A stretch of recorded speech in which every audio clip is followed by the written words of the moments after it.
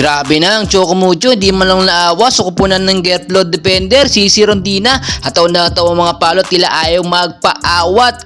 Tolentino, napaka-unpredictable na mga galawan na hindi talaga mabasa-basa.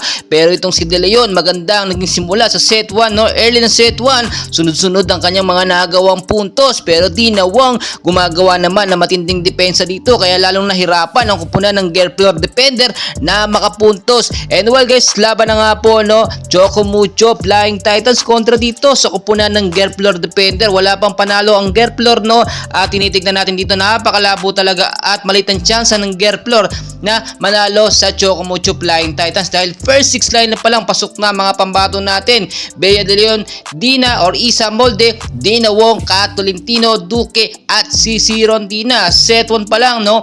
Naka 3 straight point na ang Chocomucho Flying Titans sa mga gandang tira o hampas palo. Dito nga po si De Leon, nakita nyo back-to-back points yun, which is nagsunod-sunod na nga po at tila hindi na maawat ang kupunan ng Chocomucho Flying Titans. So far so good, maganda ang pinapakita, less error dito ang Chocomucho. Eto namang Gerplor defender, tila lalong humina, no? Sunod-sunod ng kanilang mga error kahit papaano naman, nakakahabol lang paunti-unti. So natapos nga pong set 1 sa score nga po na 25 ang Chocomucho Flying Titans, 16 points lang naitala ng Gerplor defender. So pagdating ng second set dito, mas tumindi, no?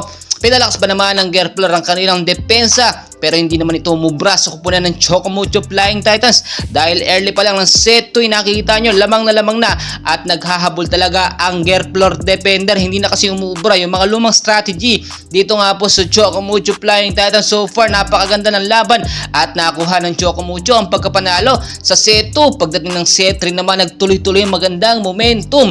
So far so good ng Chocomucho Flying Titans at hindi na nga po sila maawat-awat pa.